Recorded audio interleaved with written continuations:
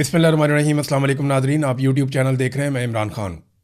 DGISPR की मुलाकात हुई है सहाफ़ियों के साथ, कुछ जो सोशल मीडिया के इन्फ्लुएंसर हैं उनके साथ, और ये मुलाकात खुफिया रखी गई। यानी सहाफ़ियों को ये कहा गया कि आपने जाकर बताना नहीं है कि आपकी मुलाकात DGISPR से हुई है। रावलपिंडी में ये मुलाकात हुई और यहाँ पे जो चीज़ें डिस्कस हुई, अब आहिस्ता आहिस्ता चीज़ें बाहर आ रही हैं। कुछ चीज़ें फर्दर बाहर आ जाएंगी तो वो भी मैं आपको बता दूंगा। DGISPR हज करने गए थे, कुछ हमारे साफ़ी दोस्त हैं वो तो हज की मुबारकबादें देते रहे वहाँ पे, लेकिन जो असल में ख़बर है वो दो चीज़ों के हवाले से ज़्यादा अभी तक बाहर आई। नंबर एक, कश्मीर पे फोकस था उनका और अफ़गानिस्तान के ऊपर उनका फोकस था ज़्यादा। इन चीज़ों के ऊपर वो बात कर रहे थे। तो कश्मीर और अफ़गानिस्तान में इस वक्त इस्टेब्लिशमेंट के लिए चैलेंजेस हैं। कश्मीर में चैलेंज ये है, देखें गिलगित बल्तिस्तान में तो उन्होंने अपनी हुकूमत बना ली है, और मैंने आपसे कहा था कि वो मैदान से पाकिस्तान तहरीक इंसाफ को बाहर करेंगे और कुछ भी करेंगे। जैसे बलूचिस्तान में पाकिस्तान की एस्टेब्लिशमेंट को कभी भी ये सूट नहीं करता कि कोई ऐसी हुकूमत हो जो अवाम ने बनाई हो। इसी तरह गिलगित बल्तिस्तान और कश्मीर भी उनकी रेड लाइन्स हैं। वो वहाँ पे भी बहुत हसास मामलात हैं, वहाँ पे किसी और की हुकूमत कभी भी बर्दाश्त नहीं करते। वैसे तो पाकिस्तान में किसी की हुकूमत बर्दाश्त नहीं करते, उनके बड़े मफादात हैं, लेकिन इन जगहों पे ख़ास तौर पे वो अपना कंट्रोल रखना चाहते हैं। यहाँ जितने भी खूबसूरत इलाके हैं वहाँ पे आप देखें बड़े शानदार मेस बने हुए हैं, बहुत ज़बरदस्त जो जो सबसे खूबसूरत एरियाज़ हैं, बड़े बड़े किले हैं, बहुत खूबसूरत एरियाज़ हैं, वो फ़ौज के कंट्रोल में हैं इन एरियाज़ में। और ख़ूबसूरत तरीन इलाके, बड़े अच्छे मैसेज, बहुत ज़बरदस्त रिक्रिएशनल साइट्स, वो पाकिस्तान की मिलिट्री एस्टेब्लिशमेंट के कंट्रोल में। गरीब आदमी या गरीब फौजी का वहाँ पे कोई लेना देना नहीं है। अफसरान और उनकी फैमिली जो हैं वो काफ़ी इंटरटेन होती हैं। मैं माजी में ये सारी चीज़ें खुद हम देखते रहे हैं, क्योंकि जब सहाफ़ियों को ले जाया जाता था वॉर जोन्स के अंदर या ऐसे एरियाज़ में जहाँ पे बॉर्डर है या लड़ाई है, तो वहाँ पे हमें इन जगहों को देखने का भी मौका जाते हुए मिलता था, आते हुए भी मिलता था। तो मैं आपको ये कह सकता हूँ, और जो लोग फ़ौज से रिटायर हुए और जिनके फ़ौज के साथ अच्छे ताल्लुकात नहीं रहे, वो फिर बताते भी है कि किस तरीके से जो कौम का बजट है वो कहाँ कहाँ पे भी लग जाता है। यानी हमें तो सिर्फ ये लगता है ना कि सिर्फ गोली बारूद और बंदूकें खरीदी जाती हैं, लेकिन और बहुत सारी चीज़ें भी हैं जैसे हर इदारे में होती हैं, वैसे फ़ौज में भी हैं।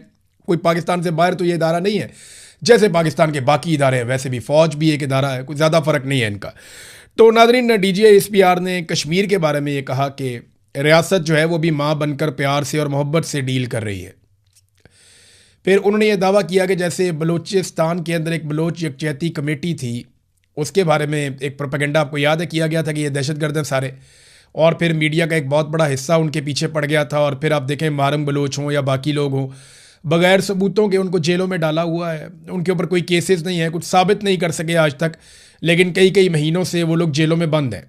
ऐसे ही ईमान मज़ारी और हादी अली चट्टा जो उनके लिए बेचारे आवाज़ उठाते थे, उन दोनों को भी लंबी सज़ाएं देके जेलों में बंद कर दिया गया है, सिर्फ एक ट्वीट करने के जुर्म पर। देखिए, जिस अदालत ने ईमान मज़ारी और हादी अली चट्टा को सज़ा दी एक ट्वीट के ऊपर, उसी अदालत में एक जज के बेटे ने दो खवातीन को सड़क पे कुचल के मार दिया। बगैर लाइसेंस के, बगैर कानूनी गाड़ी वो चला रहा था और उसने कुचल के दो खवातीन को मार दिया, और वो एक दिन भी जेल नहीं गया, थाने से ही छुड़ा के उसे घर ले गए। तो ये तो इंसाफ है पाकिस्तान में, और ये सूरत हाल है इंसाफ की। बहरहाल अब फोकस जो है वो कश्मीर के ऊपर, अफगानिस्तान के ऊपर। अफगानिस्तान के बारे में उन्होंने काफ़ी बातें की। बलूचिस्तान के बारे में उन्होंने कहा जनाब कि बलूचिस्तान में देखें ये जो बलोच यकजहती कमेटी थी, फिर ये इनके कैसे पोल खुल गए, इनकी चीज़ें सामने आ गई। हालांकि जो चीज़ें सामने आई आज तक हमारे सामने तो नहीं रखी गई, किसी जगह पे किसी फोरम पे साबित नहीं किया जा सका कि मारंग बलोच या उनके साथ जो एहतजाज करने वाले लोग हैं, जो पाकिस्तान के आइन के मुताबिक पुरअमन एहतजाज करके अपना हक मांगते हैं, उनके हवाले से किसी जगह पे भी किसी किस्म का कोई सबूत अभी ना पेश किया गया, ना साबित किया गया।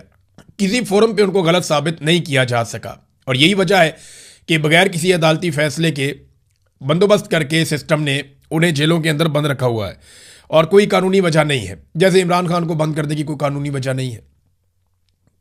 कश्मीर के बारे में उन्होंने कहा जी कि रियासत अभी माँ बनकर कोशिश कर रही है पुरअमन तरीके से मामला हल करने के लिए, लेकिन फिर बाप बन जाती है रियासत बाद में, और वो हमला भी कर देती है। तो हार्ड स्टेट का एक कॉन्सेप्ट है। देखिए, अभी माँ बन के ये काम कर रहे हैं तो इतनी गोलियां रोज़ाना चल जाती हैं, दर्जनों लोग अब तक गोलियां उन्हें लग चुकी हैं, बहुत सारे लोग ज़ख्मी हुए हैं, काफ़ी लोग शहीद हो गए हैं।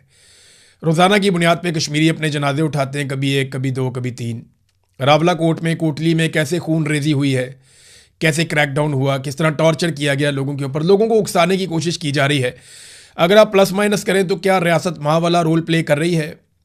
तो जवाब यह है कि वो नहीं कर रही। और दूसरा ये कि DGISPR आज़ाद कश्मीर के मामलात में ये मुदाखलत कैसे कर सकते हैं? पाकिस्तान का ये मुकदमा है कि आज़ाद कश्मीर एक आज़ाद मुल्क है।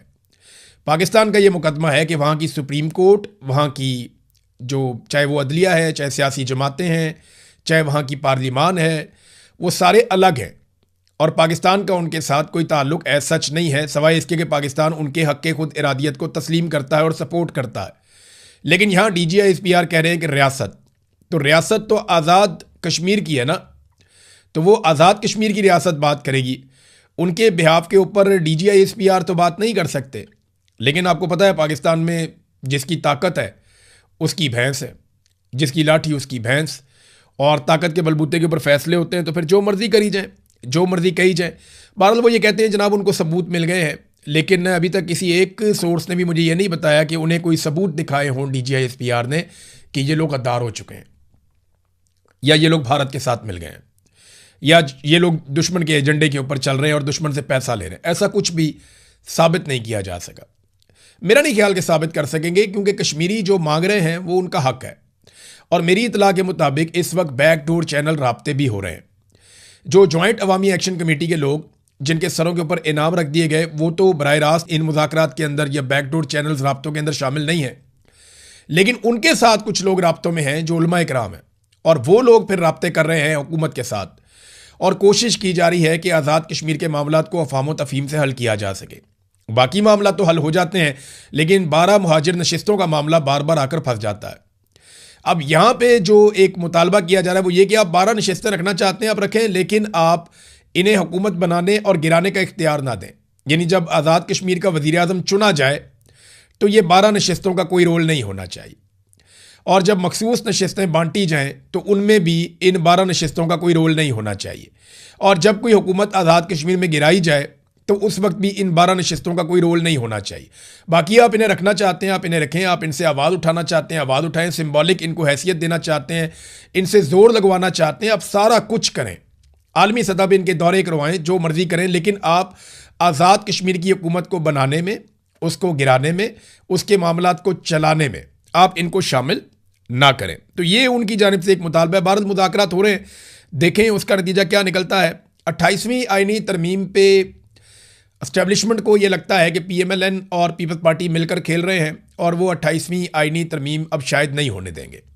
लेकिन पीपल्स पार्टी को जिस तरीके से और नून लीग को ब्लैकमेल कर दिया गया गिलगित बल्तिस्तान में, एस्टेब्लिशमेंट ने 4 आज़ाद उम्मीदवार उठा के IPPs की झोली में डाल दिए। IPP एक पॉलिटिकल पार्टी भी है ना, एक तो वो IPPs है जिन्होंने पाकिस्तान का बेड़ा गर्क कर दिया ना, तो एक इस्तेहकाम पाकिस्तान पार्टी भी है IPP। ये IPPs जो है एस्टेब्लिशमेंट को बहुत प्यारे हैं, चाहे वो IPPs अवाम की जेबों पे डाका डालने वाले IPPs हों जिन्हें एस्टेब्लिशमेंट ने और सियासी जमातों ने मिलकर लगाया, और उनके ज़रिए से कौम से इतना पैसा छीना जाता है कि जो शख्स भी 1 यूनिट बिजली इस्तेमाल करता है वफाकी वज़ीर पानी और बिजली के मुताबिक वो 4 यूनिट बिजली के पैसे देता है। मुझे पहले लगता था कि ये 1 और 3 का रेशो है कि अगर आप 1 यूनिट बिजली इस्तेमाल करते हैं तो आप 3 यूनिट बिजली का पैसा देते हैं। नहीं, लेकिन पानी और बिजली के वफाकी वज़ीर ने कहा नहीं, आप अगर 25 रुपये की बिजली इस्तेमाल करते हैं तो आप 100 रुपया बिल देते हैं, यानी जो 75 रुपये हैं वो आप IPPs की जेब में डालते हैं जिसकी उन्होंने बिजली नहीं बनाई हुई होती। तो ये IPPs एस्टेब्लिशमेंट को बहुत पसंद है, इसीलिए उन्होंने एक पॉलिटिकल पार्टी का नाम भी IPP रख दिया, इस्तेहकाम पाकिस्तान पार्टी। ये पार्टी गिलगित बल्तिस्तान में एक भी सीट नहीं जीती, लेकिन इस पार्टी को 4 आज़ाद उम्मीदवार तोहफे में दे दिए गए। वजह यह है कि 4 आज़ाद उम्मीदवार मिलने के बाद ना सिचुएशन बड़ी मज़ेदार बन गई। अभी कुछ नशिस्तें हैं 2-3 जिनके ऊपर कन्फ्यूजन है, वो फैसला आ जाएगा। इनमें 9 सीटें बताई जा रही हैं पीपल्स पार्टी की, 8 PMLN को दी गई हैं। अब 4 ये जो हैं अगर IPPs को मिल गई तो IPP इन दोनों में से जिसके साथ जाएगी वो हुकूमत बना लेगा। कैसा ज़बरदस्त काम हो गया। IPP इन दोनों में से जिसके साथ जाएगी वो हुकूमत बना लेगा। और IPP किसकी जमात है? आप जानते हैं एस्टेब्लिशमेंट की जमात है। तो एस्टेब्लिशमेंट ने सारा का सारा खेल अपने हाथ में रख लिया है। अब फैसलवाडा जो है वो लॉन्च हो जाते हैं जैसे ही ये पता चलता है कि 28वीं आईनी तरमीम में कोई गेम हो रही है, और तरमीम के ऊपर काम तो तकरीबन हो चुका है, अब तो तरमीम सिर्फ पास करवानी है। तो फैसलवाडा आते हैं सियासतदानों को और सियासी जमातों को उनकी औकात याद दिलाने के लिए। वो आए, आकर उन्होंने पहले तो ये बताया कि जनाब पाकिस्तान में हुक्मरान बनने के लिए, क्योंकि मौजूदा इस्टेब्लिशमेंट के आला कार हैं फैसलवाडा, और इस वक्त वो उनका कीमती सामान उठाकर पीछे पीछे चलते हैं जर्नैलों के। तो फैसल वाडा बेहतर जानते हैं कि कौन सी ऐसी खसूसियात हैं जो किसी शख्स में हो तो वो हुक्मरान बन सकता है। फैसल वाडा ने बताया कि एस्टेब्लिशमेंट को किस तरह के लोग पसंद हैं। और उन्होंने कहा हुकूमत में आने के लिए आपको नकम्मा, इश्तेहारी, मफरूर, बीमार, कातिल और जानी होना चाहिए। ये फैसल वाडा साहब ने फरमाया कि ये वाली खसूसियात अगर आपके अंदर हैं तो आप हुकूमत में आ सकते हैं। यानी एस्टेब्लिशमेंट को इस किस्म के लोग पसंद हैं, उनको वो हुकूमत में लेकर आते हैं। ये एस्टेब्लिशमेंट का फार्मूला उन्होंने बता दिया है। देखिए, सियासतदानों को गंदा करने का सिलसिला हमेशा से जारी। ये जर्नैल ऑफ द रिकॉर्ड मुलाकातें करते हैं सहाफ़ियों के साथ तो एक ही बात करते हैं, सियासतदान बहुत गंदे हैं, सियासतदानों ने करप्शन की है, सियासतदान दो नंबरी करते हैं, सियासतदान मुल्क को खा रहे हैं, सियासतदान मुल्क को तबाह कर रहे हैं। फ़ौजी बहुत अच्छे हैं, फ़ौज ने बड़ा कमाल काम किया है, फ़ौज मुल्क को नहीं खा रही है, फ़ौज मुल्क के लिए दिन रात सोचती है, दिन रात कोशिश करती है, हम तो कुर्बानियाँ देते हैं। तो हमेशा जो पाकिस्तान की मिलिट्री एस्टेब्लिशमेंट है वो ये माइंड सेट बनाती है पाकिस्तान में कि सियासतदान बहुत गंदे हैं। लेकिन याद रखिएगा, पाकिस्तान एक सियासतदान ने बनाया था, पाकिस्तान को आइन एक सियासतदान ने दिया था। पाकिस्तान ने आज तक जितनी तरक्की की उसमें ज़्यादा हिस्सा सियासतदानों का है। पाकिस्तान का दिमाग सियासतदान है, मिलिट्री एस्टेब्लिशमेंट नहीं है। मिलिट्री एस्टेब्लिशमेंट जब जब आती है वक्ती तौर पे पाकिस्तान को छोटा मोटा कोई फ़ायदा हो भी जाए तो लॉन्ग रन में पाकिस्तान को नुकसान होता है। अयूब खान ने जिस तरह की सियासत की तरह डाली, उसने पाकिस्तान की सियासत को तबाह कर दिया। बाद में पाकिस्तान दो टुकड़े हो गया। याया खान ने पाकिस्तान को दो टुकड़े करने में आखिरी हथौड़ा चलाया। ज़ियाउल हक आया और उसने वक्ती तौर पे फ़ायदा उठाया। अमेरिका से ताल्लुकात, दुनिया भर उसको आंखों का तारा बनाकर फिरती थी।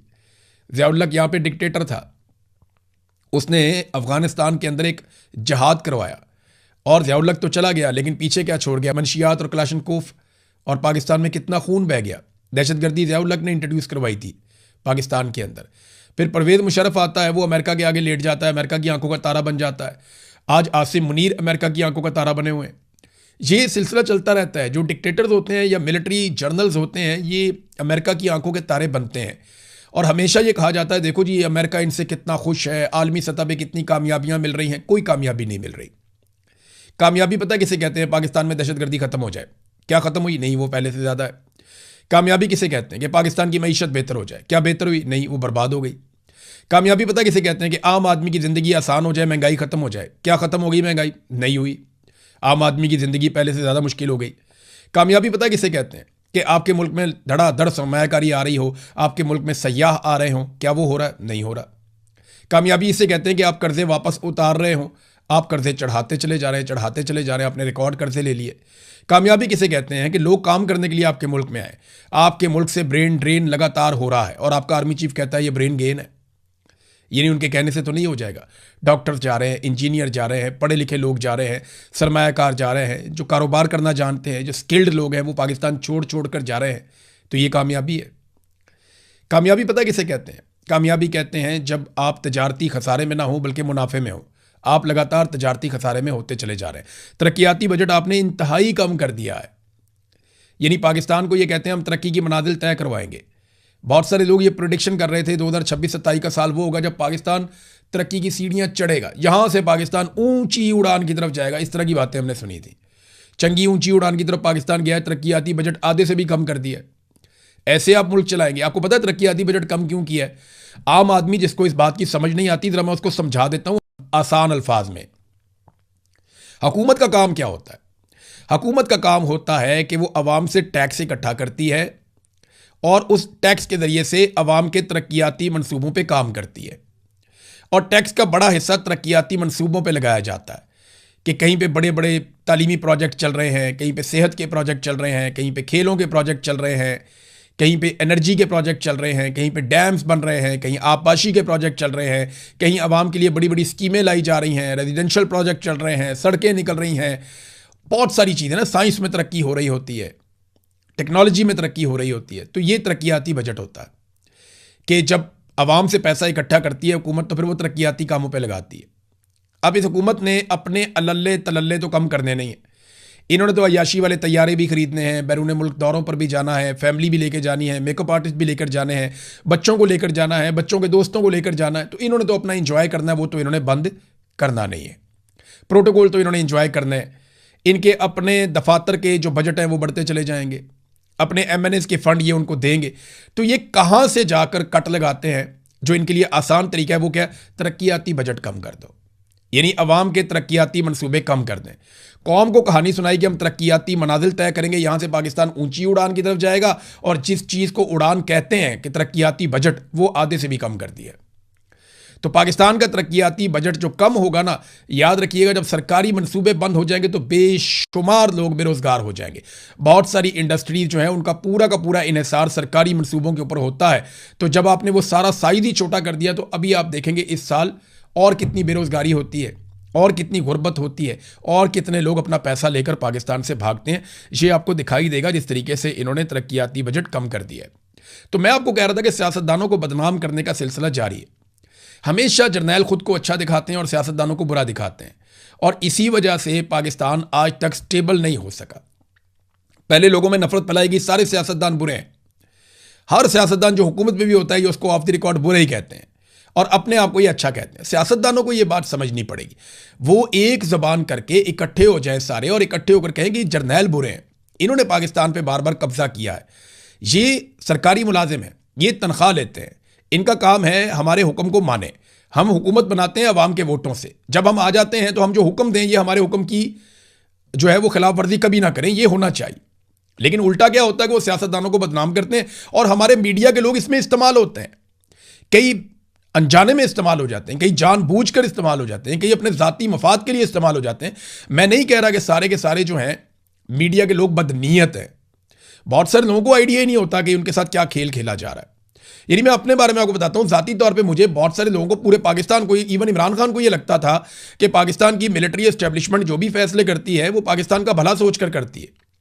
लेकिन हमने अपनी आंखों से देखा, अपने कानों से सुना, और फिर हमने इनकी इंक्वायरियां भुगती, और जब इनके साथ बैठकर बात की तो हम सर पकड़ के बैठ गए कि यार ये क्या लोग हैं, ये तो अपने फायदे से बाहर देखते ही नहीं है कि हमारी एक्सटेंशन, हमारा इस्तिस्ना, हमारी नौकरी, हमारा कारोबार, हमारा मफाद, हमारा बजट, ये अपनी ज़ात से बाहर ही नहीं जाते। आज हमारा इस खित्ते के अंदर जो तरक्याती बजट है वो बांग्लादेश के मुकाबले में, इंडिया के मुकाबले में, नेपाल भूटान के मुकाबले में, या आप अफगानिस्तान भी लगा लें, जितना बजट हमारे पास है परसेंटेज में आप करके देख लें, हम सबसे कम तरक्याती बजट खर्च कर रहे हैं। तो हम तरक्की कैसे करेंगे? नहीं कर सकेंगे। हाँ, सिर्फ ये है कि हमें आलमी सतह पे सालसी करनी है, बड़े बड़े लोगों की मीटिंग्स के अंदर जाकर बैठना है, और काटन वाले कपड़े पहन के, जैसे कोई बंदा बहुत गरीब घर का होता है ना, उसके घर के अंदर भूख होती है, नंग होती है, परेशानी होती है, लड़ाई होती है, फसाद होता है, और वो शाम को काटन वाला सूट पहन के चौधरियों की महफिल में जाकर बैठ के चौड़ा हो जाता है कि जनाब मेरी तो बड़ी इज्जत है, और घर के अंदर कुछ नहीं होता। ये पाकिस्तान के हुक्मरान पाकिस्तान के साथ कर रहे हैं जनाब। बाहर साड़ी बड़ी गेम है, वो पाकिस्तान के अंदर आपने बेड़ा गर्क कर दिया। आपकी रिस्पॉन्सिबिलिटी बाहर गेम उठाने की नहीं थी, आपकी रिस्पॉन्सिबिलिटी है कश्मीर को आज़ाद करवा के दें। आपकी रिस्पॉन्सिबिलिटी है पाकिस्तान का पानी जो इंडिया कब्जा कर रहा है वो छुड़वा के दें। आपकी रिस्पॉन्सिबिलिटी है पाकिस्तान के अंदर से आप दहशतगर्दी ख़त्म करें। ये 3 मेन रिस्पॉन्सिबिलिटीज़ हैं, इन तीनों के अंदर नाकाम रहे, ये तीनों काम नहीं कर पाए बदकिस्मती से। और जो पाकिस्तान के सियासतदान हैं वो इसके ऊपर जनाब ताशे बजाते हैं। मैं हैरान होता हूं। तो जब भी आईनी तरमीम करनी होती है, फैसलवाड़ा लॉन्च हो जाता है और वो अपना काम शुरू कर देता है।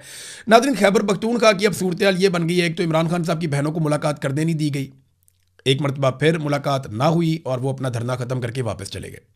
10,000 बंदा लाने का दावा किया गया था पाकिस्तान तहरीक इंसाफ की जानिब से, लेकिन 2,000 बंदा टोटल, मुझे जो सहाफ़ियों ने बताया कि 2,000 के करीब बंदा टोटल पहुँचा था, और वो भी कोई आ रहा था और कोई जा रहा था, और एक वक्त में 1200-1500 के बीच में लोग मैक्सिमम इकट्ठे हुए होंगे। इससे ज़्यादा लोग एक वक्त में इकट्ठे नहीं हुए। ये है ज़मीनी हक़ाइक़ अडयाला जेल के बाहर से। इमरान खान की बहनों से वादा कुछ और किया गया, सूरत हाल कुछ और है। लोग मायूस हो गए हैं, लोग इस लीडरशिप के लिए अब निकलना भी नहीं चाहते। और जो कुछ पाकिस्तान में जुल्म और फसाइयत हो रहा है, देखिए जब लोग मायूस हो जाते हैं ना, बहुत ज़्यादा दब जाते हैं, परेशान हो जाते हैं, तो एक दिन आता है कि लोग लीडरलेस हो जाते हैं। और फिर वो होता है जिसे आप बांग्लादेश में आपने होते हुए देखा, श्रीलंका में आपने होते हुए देखा, नेपाल में आपने होते हुए देखा, दुनिया के और ममालिक में आपने होते हुए देखा। तो ये पाकिस्तान में भी खुदा न खास्ता ये मामला उस तरफ ले जाएंगे और एक दिन पाकिस्तानी अपना हक छीनने पर मजबूर हो जाएंगे। कश्मीर में आप उसका एक झलक देख रहे हैं। अब अगर समझदार होंगे और अक्लमंद होंगे तो कश्मीरियों के साथ मुज़ाकरात करके मामला हल कर लें, क्योंकि कश्मीरी पीछे हटने के लिए फ़िलहाल तो तैयार नज़र नहीं आ रहे। अब फेस सेविंग चाहिए, हुकूमत कोई ना कोई फेस सेविंग ले, कोई रास्ता निकाले और कश्मीरियों को वापस उनके घरों में भेजे और रूटीन के मुताबिक वहाँ इलेक्शन करवाए। और इलेक्शन में अगर मिलिट्री एस्टेब्लिशमेंट रोल प्ले ना करे तो क्या हो जाएगा? हुकूमत एस्टेब्लिशमेंट के असर के बाहर एक बन जाएगी, तो चलो कश्मीरी खुश हो जाएंगे। वो राज़ी हो जाएंगे। लेकिन इस्टेब्लिशमेंट को हर जगह पे अपना कंट्रोल चाहिए। मुझे नहीं लगता कि वो इस बात पे मानेंगे। आलमी मंडी में तेल की कीमतें इंतहाई कम होती चली जा रही हैं, लगातार कम हो रही हैं। अभी मैं आपसे बात कर रहा हूँ तो $5 मज़ीद तेल की कीमतें गिर गई हैं। तो इतनी जो तेल की कीमतें लगातार कम हुई हैं, लगभग $75 से $78 के बीच में इस वक्त वेरी कर रही हैं आलमी मंडी में तेल की कीमतें। तो जब इतनी कम हो गई हैं तो आप भी कम कर दें। जब कीमतें बढ़ानी होती थी तो जैसे ही आलमी मंडी में ऊपर जाती थी, साथ ही ये लेवी लगा देते थे, कीमतें बढ़ा देते थे, बढ़ाते थे 150-150 करके। इकट्ठी कीमत इन्होंने पाकिस्तान में 200 रुपये तक 2-4-5 दिनों के अंदर हम देखते रहे, पता नहीं 200 रुपये तक इन्होंने तेल की कीमतें बढ़ा दी थी। कहाँ से कहाँ पेट्रोल की कीमतें ले गए, पूरी दुनिया में किसी ने ऐसा नहीं किया जो इन्होंने पाकिस्तानियों के साथ कर दिया। जुल्म और जबर की इन्होंने पाकिस्तानियों के साथ इंतहा कर दी थी। लेवी इन्होंने 160 तक पहुंचा दी थी बेवकूफ़ों ने। तो अब आलमी मंडी में तेल की कीमतें नहायत कम हो गई हैं, तो फौरी तौर पे आवाम को रिलीफ दें, जैसे फौरी तौर पे आपने आवाम के सर पे डंडा मारा था। रिलीफ दें, पेट्रोल की कीमतें कम करें, बिजली की कीमतें कम करें, गैस की कीमतें कम करें। अब आप ईरान से गैस खरीद सकते हैं। ईरान को इजाज़त मिल गई है कि वो तेल और गैस की सप्लाई कर सकता है दुनिया को।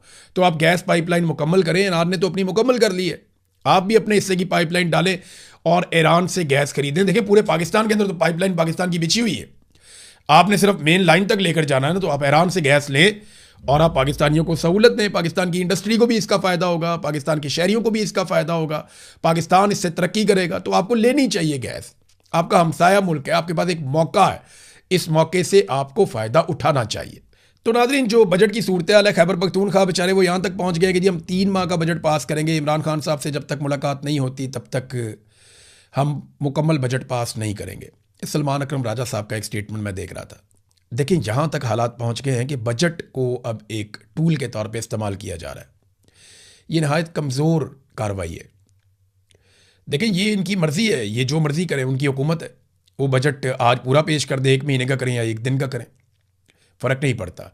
फ़र्क इस बात से पड़ता है कि इतनी बड़ी पॉलिटिकल पार्टी इतनी बेबस और मजबूर हो गई है कि वो बजट को एक बतौर हथियार इस्तेमाल कर रही है। यानी इतनी बड़ी पार्टी जिसने करोड़ों वोट लिए हैं, इतना बड़ा लीडर जो पाकिस्तान में सबसे ज़्यादा मकबूल है, ये बाहर बैठे हुए पॉलिटिकल लोग उसके नाम के ऊपर कोई तंजीम साजी नहीं कर सके, कोई माहौल नहीं बना सके। इमरान खान ने स्ट्रीट मूवमेंट का कहा था, हमने तो देखी नहीं। सुहेल अफरीदी ने ऐलान किया था, कोई हलफ वलफ भी लिया था, उसके बाद नज़र ही नहीं आए बंदे किधर गए। नाज़रीन एक चीज़ जाते जाते मैं आपको बड़ी मज़े की बताता हूँ। ये ज़रा आप शरीफों का बजट चेक करें। ये जो पंजाब में आया, ये शरीफ ख़ानदान का बजट, मैं इसको इसलिए कह रहा हूँ कि ये बजट के अंदर जितने भी नए मनसूबे लगाते हैं या जितने भी मनसूबे रखते हैं वो ज़्यादातर अपने ज़ाती नाम के ऊपर रखते हैं, जैसे इनके अब्बा जी का पैसा है। ये सिर्फ चंद मनसूबे मैं आपको पढ़ के सुना रहा हूँ, ज़रा देखें, आप इंजॉय करेंगे। Maryam Nawaz centre of academic leadership, Nawaz Sharif centre of excellency, Nawaz Sharif institute of cancer treatment and research, Nawaz Sharif institute of cardiology Sargodha, Maryam Nawaz health clinic, Nawaz Sharif medical district, Kulsoom Nawaz cancer hospital DG Khan, Maryam Nawaz social security ration card, Maryam को बताएं, Maryam Nawaz sports city Lahore, Maryam Nawaz Sharif free WiFi initiative, Mian Nawaz Sharif engineering and technology university कसूर और शहबाज शरीफ sports और पता नहीं कौन कौन से। मैं तो हैरान हो जाता हूँ कि ये कितने नरगसियत का शिकार लोग हैं। ज़हनी मरीज मुसल्लत कर दिया लाके। कौम का पैसा है, कौम का बजट है, कौम ने टैक्स दिया अपने खून पसीने की कमाई से, और ये शरीफ खानदान बाप का पैसा समझ के अपने नामों के ऊपर प्रोजेक्ट शुरू करते चले जा रहे हैं। ये नरगसियत है, ये ज़हनी मरीज़ हैं जिनको हमारे ऊपर मुसल्लत कर दिया गया है, और हम इन्हीं के साथ गुजारा करना पड़ेगा क्योंकि हमारे मिलिट्री जर्नल्स जो हैं वो ज़बरदस्ती इन्हीं की हुकूमत बनाते हैं बार बार, और उन्हें यही लोग पसंद हैं। अब तक के लिए इतनी, अपना ख्याल रखिएगा, अपने इस चैनल का भी। अल्लाह हाफ़िज़।